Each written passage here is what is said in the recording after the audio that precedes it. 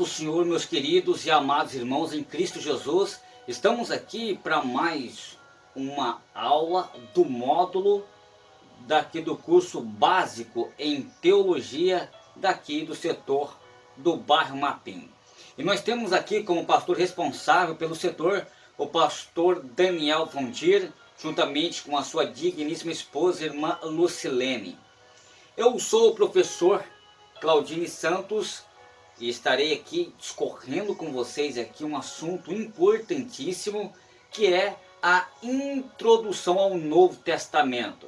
Bom, queridos, esta aula será uma aula muito resumida e com certeza vai ser de muita importância para todos nós.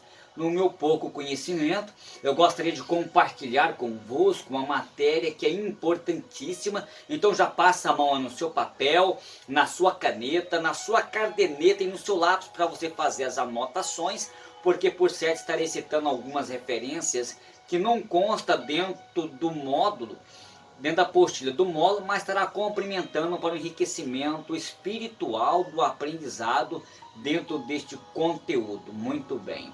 Queridos irmãos, cada livro, quando eu posso observar aqui o contexto histórico do Novo Testamento, antes de eu entrar aqui e comentar aqui com vocês cada estrutura de cada livro, tá certo? Então eu gostaria de pegar aqui por base aqui e narrar para vocês aqui que cada livro das Escrituras tem a própria história especial, presta um testemunho do Evangelho de salvação e no seu próprio modo. Então, no Novo Testamento, ele distingue-se por ser um livro de escrituras que preservam as palavras de pessoas que conheceram Jesus pessoalmente ou que seguiram um pouco após a sua morte, a sua ressurreição, beleza? Então, isto torna o Novo Testamento uma fonte inestimável de recursos que faz com que nós aproximamos do Salvador e de nos ajudar a conhecer o seu ministério, tá beleza? Então, o conhecimento da história do Novo Testamento, queridos, e da maneira como nos foi transmitida e de quem o escreveu, pode também aumentar a nossa gratidão por esse admirável livro que é as Escrituras Sagradas, e que também nos dá a maior força espiritual quando nós, assim como os primeiros seguidores de Cristo, enfrentaram tantas perseguições, tantas acusações, nossas próprias tribulações passamos também, beleza? Mas o que é o Novo Testamento? Esta é uma pergunta que eu faço para vocês aí, tá bom? O que é o Novo Testamento? Beleza? Pensou? Respondeu? Beleza! Agora, acompanhe comigo aqui. Nos anos, ou seja, imediatamente subsequente à morte de Cristo, o termo Novo Testamento, ele não se referia, ou seja, uma coletânea de livros sobre morte do Salvador simplesmente, mas porém, mais precisamente, é algo que ele disse aos seus discípulos na noite da última ceia, porque isto é o meu sangue, o sangue do Novo Testamento que é derramado por vós, para a remissão dos pecados, como está em Mateus, no capítulo 26 e do verso 28. Então, as palavras gregas traduzidas como Novo Testamento, na verdade, queridos, diz respeito a um conjunto ou um compêndio do Salvador e nos proporcionou por meio da expiação. Ou seja, as escrituras,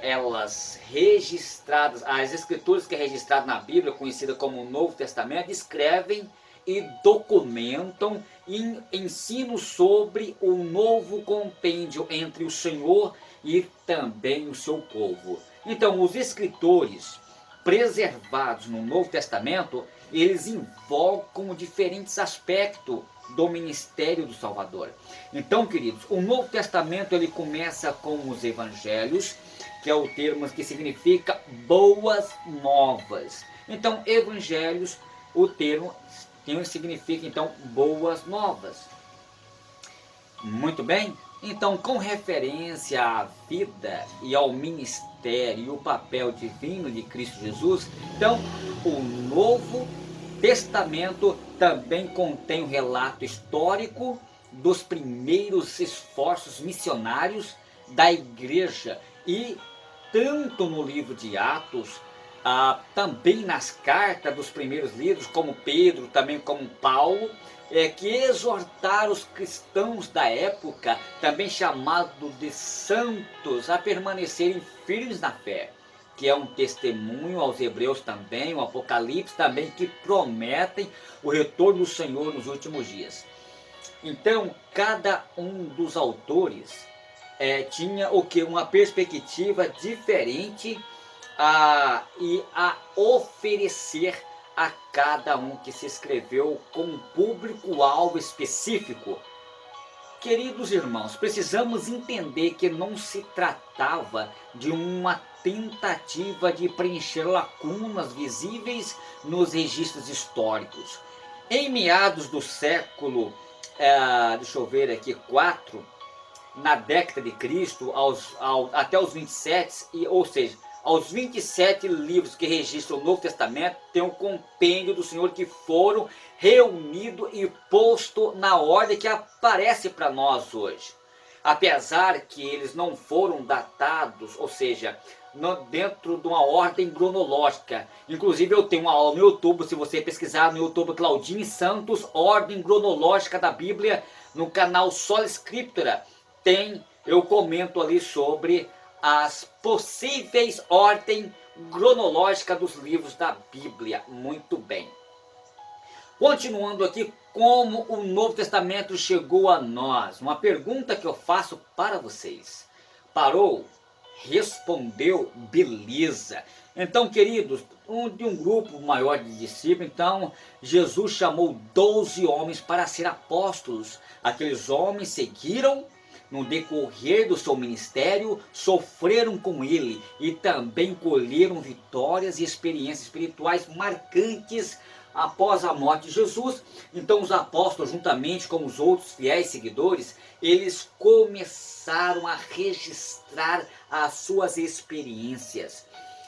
2 acontecimentos podem ter despertado neles: o desejo de preservar os seus registros sobre a vida de Jesus. Primeiramente, a queda de Jerusalém e a destruição do templo por exercício romano na década de 70. Em segundo lugar, o fato e as forças da apostasia já estarem em ação, como a gente observa aqui no livro de Tiago, no Atos dos Apóstolos, capítulo 20, e do verso 29 ao verso 30. Muito bem, então, queridos, muitos dos escritos do Novo Testamento foram registrados para ajudar os fiéis a a orientarem em meios às calamidades e contrasversas da época. Beleza. Até aqui deu para vocês terem uma noção. Continuamos aqui então no raciocínio. Então, revendo aqui as suas experiências, queridos irmãos, podemos aprender como eles enfrentaram os momentos difíceis, como as boas novas do Evangelho se tornaram também uma força estabilizadora na luta contra a força da apostasia. Então, perto do fim do século I, na década de Cristo, todos os escritos hoje preservados no Novo Testamento foram concluídos e passaram a ter uma ampla circulação entre os ramos da igreja primitiva. Escribas fizeram cópias e mais cópias do textos em papiros e posteriormente em pergaminhos, mas havia então relativamente poucos exemplares disponíveis. Então os membros da igreja, eles reuniam os livros que estavam ao seu alcance e estudavam a palavra do Senhor e dos apóstolos. Um grande obstáculo que a pregação das Escrituras foram a perseguição aos cristãos por parte do imperador romano, Diocleciano em 303 na década de Cristo. Ele então ordenou que as escrituras cristãs fossem queimadas e forçou então os cristãos a oferecerem sacrifícios a deuses pagãos. Muitos fiéis esconderam então os textos sagrados durante aqueles anos de perseguições. Tempo depois, queridos, quando os primeiros imperadores cristãos, Constantino, então, ele ordenou a compilação das novas escrituras, os seus eruditos conseguiram então recuperar livros que tinham sido usados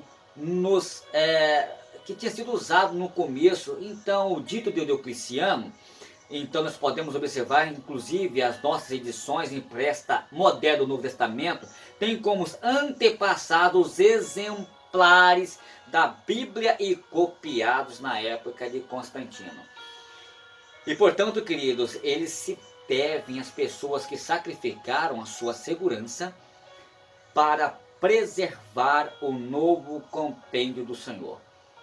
Então veja bem, queridos, pouco depois de Constantino determinar que o Novo Testamento fosse compilado e distribuído novamente, então os livros que compõem a nossa Bíblia atual passaram a ser organizados na ordem que vemos hoje. E essa ordem segue o padrão estabelecido pelo Velho Testamento e também pelo Novo Testamento, que contém a lei, os evangelhos, a história do cristianismo com Atos e os profetas e Romanos, Apocalipse. Tanto os evangelhos quanto o Novo Testamento termina com a promessa do retorno do Senhor, como Malaquias e também como Apocalipse. Muito bem, então a disposição dessas obras, essas proféticas, também ressalta a esperança de salvação e de revelações futuras. Então, beleza? Muito bem. Então, agora, uma pergunta que eu faço para vocês. Quem retingiu o Novo Testamento? Parou? Respondeu? Muito bem. Então, cada autor do Novo Testamento ele escreveu como a perspectiva distinta da missão salvadora de Cristo Jesus. 2 dos evangelhos foram retingidos pelos apóstolos Mateus e João. Estes depoimentos apostólicos, eles constituem a testemunhas oculares da vida e da vinda de Jesus, pessoas que trilharam com ele e que estavam com ele e que puderam registrar aqueles que viram, chama-se testemunha oculares da vida de Jesus. Beleza? Então, 2 seguidores do Senhor, tempo depois, escreveram os evangelhos de Marcos e Lucas, que testificaram também sobre os que sentiram e os que ouviram. E esses 2 homens foram, em determinado momento, companheiros de Paulo, como a gente observa aqui em Atos, no capítulo 12 e do versículo 25, como a gente observa aqui também em 2 Timóteo, no capítulo 4 e do versículo de número 11. E refletem, em parte, os interesses do número crescente de santos que viviam fora da Judéia e que não tinham conhecido o Senhor em vida.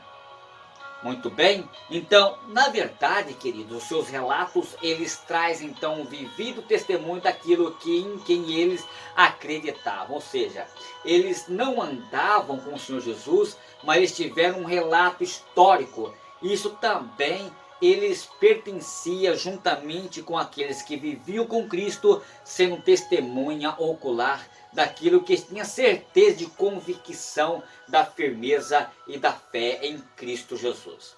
Muito bem. Então é provável que as cartas de Paulo sejam os escritos mais antigos do Novo Testamento.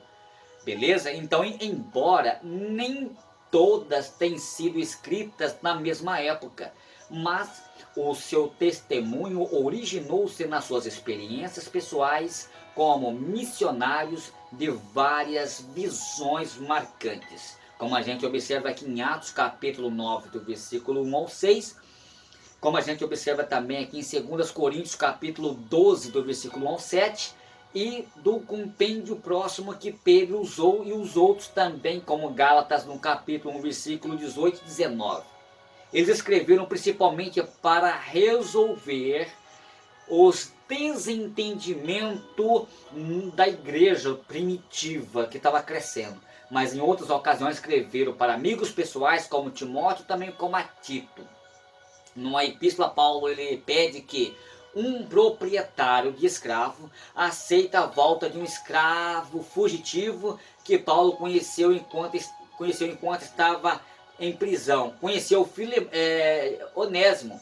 Quando Paulo escreve ao seu amigo Filemão, que era um senhor de escravo, ele estava preso no cárcere para tentar libertar e receber o seu irmão não como escravo, mas como irmão em Cristo Jesus, que é Onésimo. Então Filemão ele ia receber o seu escravo fugitivo não como escravo novamente, mas como irmão em Cristo, porque Onésimo ele aceitou a Cristo na prisão e foi muito útil a Paulo. Que coisa maravilhosa, hein? Então isso aqui daria outra aula, mas vamos deixar isso aqui para outro dia. Então, continuando aqui, o livro de Hebreus, ele é tradicionalmente atribuído a algumas pessoas, tentam atribuir a Paulo, embora, queridos, a tradução usual em que ele se identifica como autor não esteja presente. Eu já comentei isso aqui nas cartas paulinas, dando uma pincelada sobre Hebreus. Então, seja como for, o livro testifica sobre como podemos chegar-nos corajosamente ao Senhor por meio da fé. Então, o livro de Hebreus, que no Novo Testamento aparece depois das epístolas de Paulo, é um tratado sobre a fé diante das diversidades. Então, a carta, a epístola de Tiago, queridos irmãos, também foi escrita bem nos primórdios e contém referências e ensinamentos de Cristo Jesus no Sermão da Montanha que foram transmitidos oralmente a parte do Evangelho e escrita por Mateus. Como a gente observa aqui em Tiago, no capítulo 1 do versículo 3, e também no capítulo 4 do versículo 12 e do capítulo 5 e do versículo 12. Tiago, o irmão mais novo do Senhor, é provável o autor desta epístola. Ele teve o privilégio de ver e reconhecer o Salvador ressuscitado, como a gente observa aqui em 1 Coríntios, no capítulo 15, 1 Coríntios capítulo 15, verso 7. E desempenhou um papel importante em muitos acontecimentos da história da igreja, como a gente observa aqui em Atos, aqui no capítulo 15 e do versículo 13 ao 29. Muito bem. Então, o Novo Testamento ele contém duas epístolas escritas pelo apóstolo Pedro e redigida pelo apóstolo João. Ambos exortaram os cristãos a serem fiéis. Pedro, em particular, estava preocupado com a fidelidade em momentos de provação. Judas é um dos últimos livros escritos no Novo Testamento, assim como no caso de Tiago.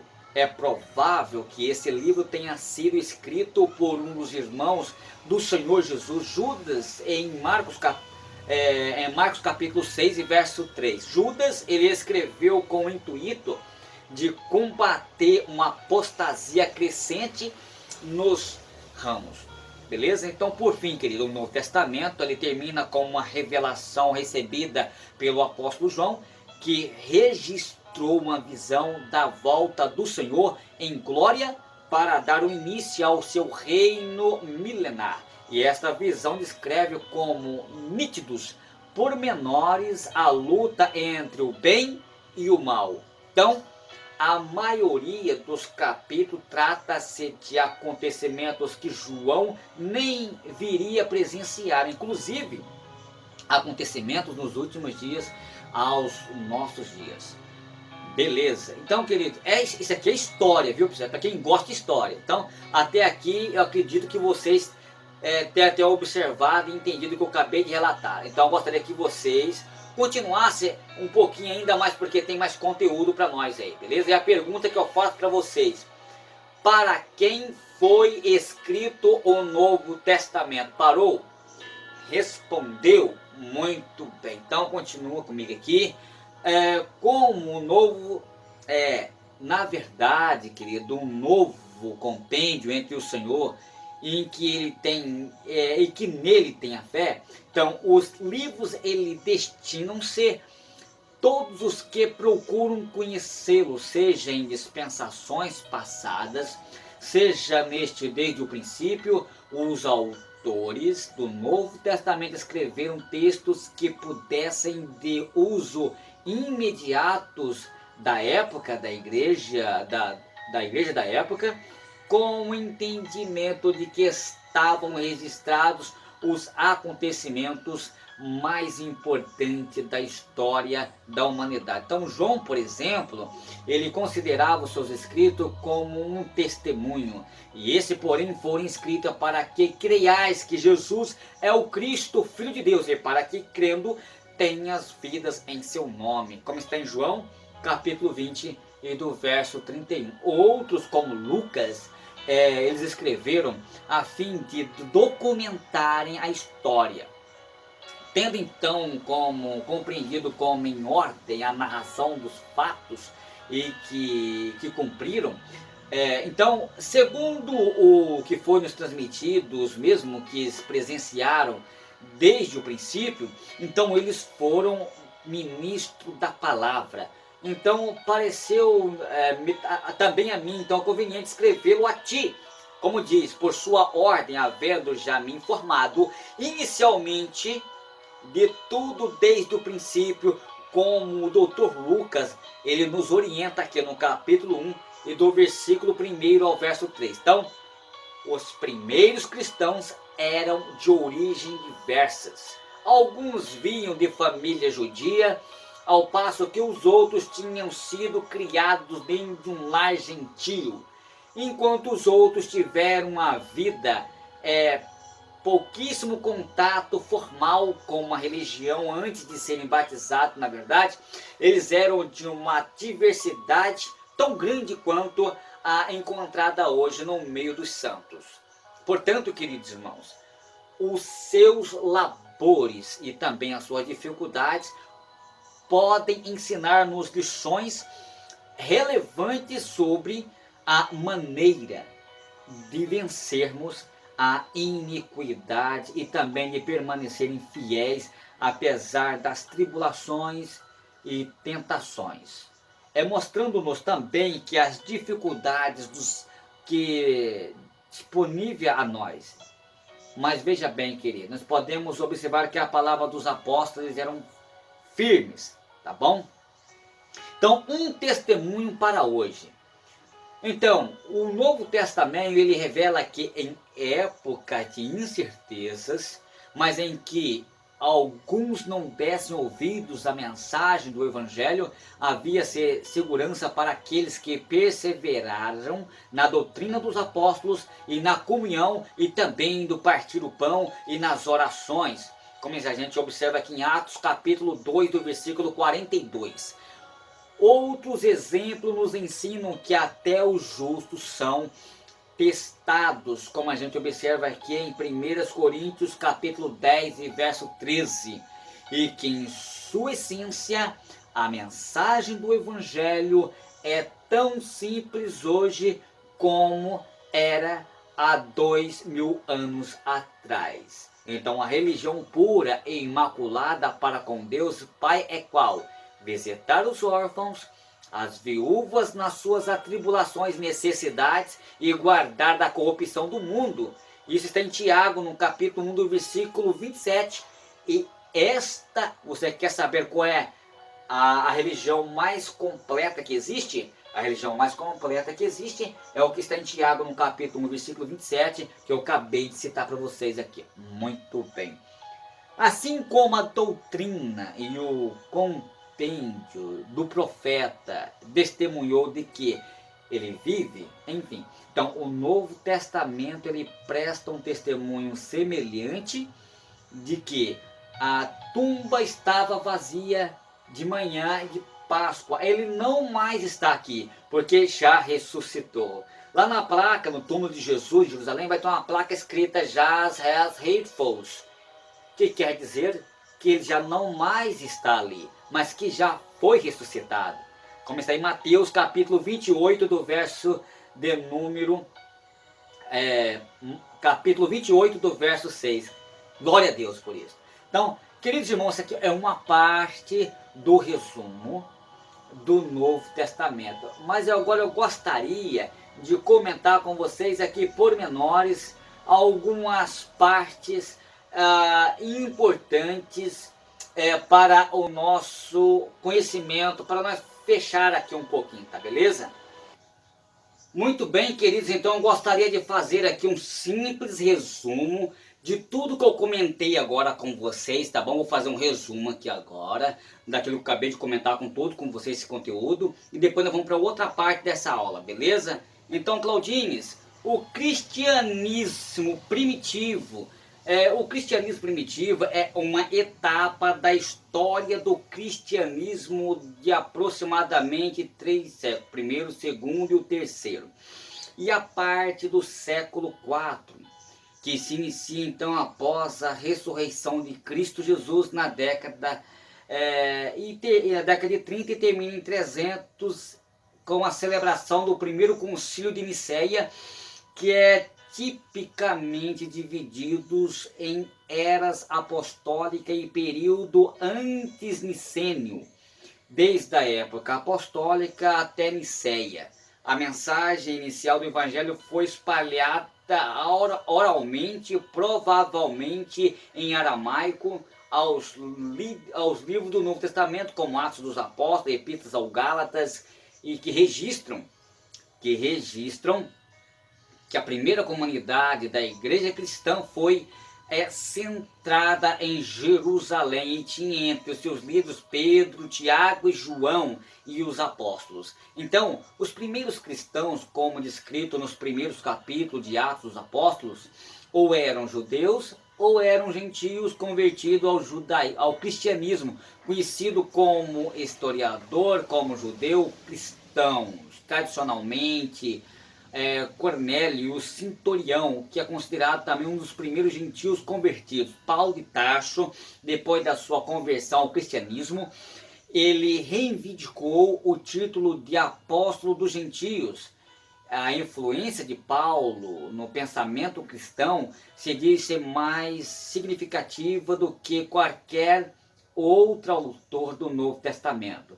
Então, até o final do século I, o cristianismo começou então a ser reconhecido interna e externamente como uma religião separada do judaísmo rabínico, como nós mostramos em numerosas citações dos livros do Novo Testamento e outros escritos cristãos dos séculos I. Então, os primeiros cristãos tinham como regra de fé e prática o ensinamento da Bíblia judaica do Antigo Testamento. E em geral eles liam a versão grega, que é Septuaginta ou a Septuaginta, ou a tradução aramaica, que é Talmud. Uma boa parte de qualquer dessas escritas, ela nos informa sobre a narrativa, ou aonde na história bíblica Deus ele é o protagonista, e Satanás ele usa pessoas com poderes malévolos. Ele também é autogonista, e o povo de Deus é considerado como os agonistas, ou povo separado. Mas foi nesse período que o canon do Novo Testamento foi desenvolvido, com as cartas de Paulo, os 4 evangelhos e várias outras obras dos seguidores de Cristo Jesus, que também foram conhecidas como Escrituras Sagradas. Da carta de Paulo, especialmente de Romanos, os cristãos eles criaram uma teologia baseada na obra expiatória de Cristo e na justificação pela fé. E essa teologia objetivava então a explicar todo o significado e os objetivos da lei mosaica. A relação entre Paulo de Tarso e o judaísmo era ainda hoje um objeto de debate entre os cristãos protestantes, principalmente no que se refere-se à alteração do dia de descanso do sábado para o domingo. Os pais da igreja desenvolveram a teologia cristã, as bases para a doutrina da triunidade, como a gente crê sobre a triunidade divina, e que o Senhor, ele é o próprio sábado e nós descansamos nele. Logo no começo, os cristãos também sofreram perseguições esparóticas, porque por se recusavam a adorar outros ídolos e deuses romanos e homenagear o imperador como um ser divino. Então eles eram considerados como os mártires do século IV. Constantino aliou-se politicamente com o cristianismo e terminou com a perseguição aos cristãos, promulgando o Edito de Milão. Muito bem, então volta aqui retificando. Constantino terminou com a perseguição aos cristãos, promulgando o Ético de Milão, o que começou com um movimento religioso entre o judaísmo do primeiro século e tornou até o final deste período. Então, a religião oficial do Império II, a gente observa em toda a história da igreja cristã, prevaleceu então sobre o paganismo, porque ofereciam a doutrina muito mais atraente e que os líderes da igreja se dirigiam a necessidades humanas melhor do que aos seus rivais. Então, o primeiro concílio de Nicéia marca então o fim desta era e o início do período de certos primeiros concílios ecumênicos, como 325, 787, foram três dos historiadores que mais nos deixaram informação sobre o período: Lucas, o Gésipo e Eusébio. Tá certo? Beleza? Muito bem. Que aula maravilhosa, né?